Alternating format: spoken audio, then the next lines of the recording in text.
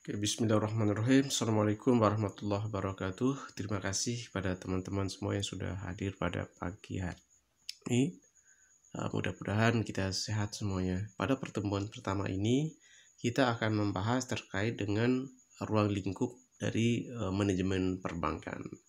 Nah, tentunya sebelum kita mengikuti mata kuliah manajemen perbankan, kita sudah mengikuti atau pernah mengambil mata kuliah perbankan dan lembaga keuangan lainnya. Oleh karena demikian, pada kesempatan ini kita akan membahas terkait dengan manajemen perbankan itu. Dalam pertemuan ini kita fokus di ruang lingkup pada manajemen perbankan. Oke, baik teman-teman. Sebelum kita melanjutkan pembahasan, alangkah lebih baiknya kita mengetahui dulu profil saya sebagai dosen. Saya mempunyai pengalaman manajerial dan profesional dalam berbagai perusahaan berskala lokal, nasional, dan internasional, seperti di PT Pahala Express, Kurir Kargo dan Logistik, Domestik dan International Services. Kemudian di PT Bank Mandiri, kemudian di PT Bank Rakyat Indonesia, dan PT Bank Danamon Indonesia Tbk, terakhir di PT Bank CMB Niaga Tbk. Pengalaman manajerial dan profesional ini telah ditekuni selama lebih dari 9 tahun, terutama yang berlokasi di DKI Jakarta dan sekitarnya. Saat ini Bapak beralamat di BTN Baiti Jannati sama Poin Sumbawa. Kemudian riwayat pendidikan, Bapak S1 di Manajemen Keuangan UIN Malang, S2 di Manajemen Keuangan Trisakti Jakarta. Kemudian nomor kontak bisa dihubungi di nomor HP ini. Kemudian ada beberapa poin yang perlu diperjelas pada pertemuan ini. Yang pertama adalah poin kontrak perkuliahan, karena ini pertemuan awal, yaitu yang pertama adalah terkait dengan kehadiran sekitar 10%, tugas 20%, kuis 20%, UTS dan paper akhir 20%, kemudian UAS ada 30%. Jadi total terakhir adalah 30%. Kemudian ruang lingkup manajemen perbankan. Dalam sistem keuangan bank memiliki peran yang sangat penting di samping pasar modal dalam menunjang perekonomian. Stabilitas dari sistem perbankan merupakan suatu hal yang terjadi memaksa bank-bank untuk menetapkan pola pengelolaan yang terarah. Kemudian mata kuliah ini juga memberikan pemahaman yang komprehensif dan praktis tentang manajemen bank dengan memberi tekanan pada manajemen risiko likuiditas, risiko pasar, risiko operasional, manajemen risiko kredit sebagai pengantar, berikan pengetahuan tentang peran dan fungsi bank dalam sistem keuangan. Selain itu juga akan diberikan materi tentang laporan keuangan bank dan beberapa rasio keuangan untuk melihat kinerja bank. Selanjutnya akan dibahas manajemen jenis risiko yang dihadapi dan penerapan manajemen risiko oleh sektor perbankan. Untuk memberikan pemahaman yang lebih komprehensif, akan dibahas mengenai organisasi perbankan di Indonesia dan peran perbankan sebagai penyedia jasa pembayaran dalam perdagangan. Nah, buku referensinya lebih kurang ada 3 di sini, yang dikarang oleh Yusuf F. Sinclair ZR, Commercial Banks Financial Management, Prentice Hall, 6 editions tahun 2002. Kemudian ada Petros, Commercial Banks Management, McGraw-Hills, 4 editions tahun 1999. Kemudian ada Donald F. Fraser, Commercial Banks, The Management of this Southwestern College Publishing, second edition tahun 2021. Kemudian ada beberapa topik yang kita bahas dan kita adakan pada 1 semester, yaitu sekitar 13 kali pertemuan. Yang pertama adalah terkait dengan overview mengenai bank, fungsinya, peranannya dalam sistem keuangan nasional. Kemudian laporan keuangan bank umum komersial. Kemudian yang ketiga, kinerja bank umum komersil. Kemudian 4, jenis-jenis risiko bank umum komersil. Yang kelima, manajemen risiko likuiditas. Kemudian yang keenam, manajemen risiko pasar. Kemudian yang ketujuh, manajemen risiko kredit. Kemudian yang kedelapan, manajemen risiko operasional. Ke-9, organisasi industri perbankan Indonesia. Ke-10, international banking. Kemudian 11, stabilitas industri perbankan dan sistem keuangan. Dan ke-12, regulasi industri perbankan dan Basel II Eckhart. Kemudian teman ke-13, Bank Sentral dan peranan sebagai the lender of the last resort serta otoritas moneter. Berikutnya adalah ruang lingkup manajemen perbankan. Pengertian dan klasifikasi bank, sifat industri perbankan dan deregulasi perbankan di Indonesia. Pengertian bank dan perbankan. Yang kedua, fungsi bank. Yang ketiga, klasifikasi bank. Kemudian sifat industri perbankan, kemudian deregulasi dari perbankan. Kemudian berikutnya, tujuan dari pembelajaran pada pertemuan ini adalah mahasiswa mau menjelaskan dan memahami mengenai overview bank dan fungsi peranan dan dalam sistem keuangan nasional, sejarah singkat bank, kemudian fungsi dan peranan bank sebagai lembaga intermediasi, kemudian jenis-jenis bank. Yang kelima, overview kegiatan operasional bank, corporate customer banking, research activities, dan lain sebagainya. Kemudian berikutnya, pengertian bank dan perbankan. Bank adalah lembaga keuangan yang memiliki wewenang untuk menerima deposito atau tabungan dari masyarakat nasabah serta melakukan kredit atau pinjaman kepada masyarakat nasabah.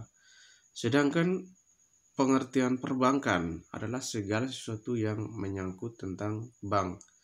Kata bank sendiri dari bahasa Italia kuno yaitu banca yang berarti table atau meja, serta bahasa Jerman kuno bench atau bank yang berarti bench, counter yang berarti bangku. Dan memang pada mulanya bank yang terkenal sekarang dari counter kecil tempat transaksi pada zaman Renaissance. Kemudian fungsi dari bank. Secara umum bank adalah menghimpun dana dari masyarakat dan mengeluarkannya kembali pada masyarakat untuk berbagai tujuan atau fungsi financial intermediary. Fungsi bank-bank ini dikemukakan oleh Susilo, Triandoro, dan Santoso tahun 2006. Fungsi utama bank secara spesifik dibagi menjadi 3, yaitu agent of trust, kemudian yang kedua agent of development, kemudian yang ketiga adalah agent of services. Maksud dari agent of trust adalah kepercayaan adalah kunci dan dasar utama kegiatan perbankan ini. Trust. Kepercayaan di sini meliputi kegiatan menghimpun dana dari masyarakat maupun dalam penyalurannya kembali ke masyarakat atau bank lain. Kunci utama masyarakat membutuhkan dana yang mereka miliki kepada bank apabila sudah dilandasi atas dasar kepercayaan kepada bank. Agent of development. Maksudnya adalah sektor real dan sektor moneter ada dua hal yang tidak dapat dipisahkan, saling berinteraksi dan saling mempengaruhi. Jika salah satunya bekerja kurang baik, maka berpengaruh juga pada kurang baik pada sisi lainnya. Kemudian agent of service. Selain kegiatan utama bank menghimpun dan menyalurkan uang, bank yang juga memberikan penawaran jasa perbankan lainnya kepada masyarakat. Jasa yang ditawarkan bank ini erat dengan kegiatan perekonomian masyarakat secara umum. Jasa di sini berupa pengiriman uang barang berharga, pemberian jaminan bank maupun penyelesaian tagihan. Fungsi bank umum oleh Cross dan Hempel tahun 1980. Yang pertama adalah penciptaan uang, yang kedua mendukung kelancaran mekanisme pembayaran, 3 menghimpun dana simpanan masyarakat, 4 mendukung kelancaran transaksi internasional, kemudian berikutnya penyimpanan barang-barang berharga, kemudian berikutnya pemberian jasa-jasa lainnya. Beberapa bentuk klasifikasi bank. Yang pertama berdasarkan segi fungsi, segi kepemilikannya, kemudian segi status, berikutnya dan segi cara menentukan harga. Berdasarkan segi fungsi, bank umum dan bank syariah. Bank yang melaksanakan kegiatan usaha secara konvensional dan atau berdasarkan prinsip syariah yang dalam kegiatannya memberikan jasa-jasa dalam lalu lintas pembayaran. Kemudian ada bank dalam bentuk BPR, yaitu bank yang melaksanakan kegiatan usaha secara konvensional atau berdasarkan prinsip syariah yang dalam kegiatannya tidak memberikan jasa dalam lalu lintas pembayaran. Berikutnya berdasarkan segi kepemilikannya, yang pertama bank yang dimiliki pemerintah, yaitu bank sebagian besar modalnya dimiliki oleh pemerintah baik pusat maupun daerah. Kemudian bank swasta nasional, bank yang sebagian besar modalnya dimiliki oleh swasta nasional Indonesia. Kemudian yang ketiga bank koperasi, bank sebagian besar atau seluruh modalnya dimiliki oleh perusahaan berbadan hukum koperasi. Kemudian D. Bank asing, bank sebagian besar atau seluruh modalnya dimiliki oleh asing, baik swasta maupun pemerintah asing. Kemudian E. Bank campuran, bank yang modalnya dimiliki swasta nasional Indonesia atau asing, dan pada umumnya sebagian besar sahamnya dimiliki oleh swasta Indonesia. Kemudian bank dibagi berdasarkan segi status, ada bank devisa, bank yang melaksanakan transaksi luar negerinya atau transaksinya berhubungan dengan falas. Kemudian ada bank non-devisa, bank yang tidak diperbolehkan melakukan transaksi dengan luar negeri atau berkaitan dengan falas. Kemudian yang berikutnya, pembagian bank berdasarkan segi untuk menentukan harga. Ada bank konvensional, bank yang menentukan harganya menetapkan suatu tingkat bunga tertentu, baik untuk dana dikumpulkan maupun disalurkan. Kemudian ada yang ke B, bank syariah, bank yang menentukan harganya tidak menetapkan suatu tingkat bunga tertentu tetapi dasarkan pada prinsip-prinsip syariah. Kemudian sifat industri perbankan. Sebagai salah satu sistem industri jasa keuangan, bank disebut juga sebagai jantung atau motor penggerak roda perekonomian suatu negara. Salah satu leading indikator kestabilan tingkat perekonomian suatu negara, jika perbankan mengalami keterpurukan, hal ini akan terjadi indikator perekonomian negara bersangkutan sedang sakit. Kemudian sifat-sifat industri perbankan. Industri perbankan adalah suatu industri yang sangat bertumpu kepada kepercayaan masyarakat. Kepercayaan masyarakat adalah keadaan yang segala-galanya bagi bank. Pada dua sifat khusus tersebut, industri perbankan adalah industri yang sangat banyak diatur oleh pemerintah. Revisi serta peningkatan harus dilakukan sebagai sangat hati-hati dengan perhatikan akibat ekonomi dan fungsi perbankan dalam perekonomian negara serta kepercayaan kepada masyarakat yang harus dijaga. Kemudian deregulasi perbankan di Indonesia. Periode Undang-Undang Nomor 14 Tahun 1967 isinya adalah tentang pokok-pokok perbankan. Undang-undang ini mengatur secara komprehensif sistem perbankan yang berlaku pada masa itu. Kemudian periode deregulasi 1 Juni 1983. Aturan ini didirikan untuk sebagai sistem pengendalian tingkat bunga oleh pemerintah. Ini kemudian mengalami kesulitan. Bank-bank yang telah didirikan sangat tergantung pada ketersediaan likuiditas Bank Indonesia. Demikian juga karena pemerintah menentukan tingkat bunga, maka tidak ada persaingan antar bank. Hal ini kemudian tabungan menjadi tidak menarik dan alokasi dana tidak efisien. Oleh karena itu, pemerintah kemudian mengeluarkan deregulasi di bidang perbankan tanggal 1 Juni tahun 1993 membuka belenggu penetapan tingkat bunga tersebut. Sebenarnya dengan dibukakan belenggu tingkat bunga ini, maka timbul kemungkinan bagi suatu bank untuk menentukan tingkat bunga sebesar 0%, yang berarti merupakan penerapan sistem perbankan syariah melalui perjanjian murni berdasarkan prinsip-prinsip bagi hasil. Kemudian periode Pakto tahun 1988,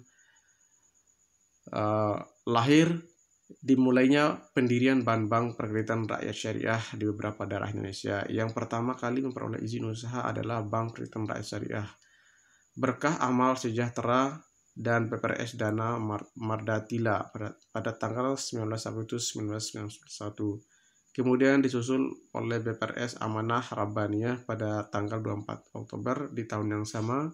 Ketiga BPR tersebut beroperasi di Bandung dan kemudian berdiri BPRS Hareukat pada tanggal 10 November 1991 di Aceh.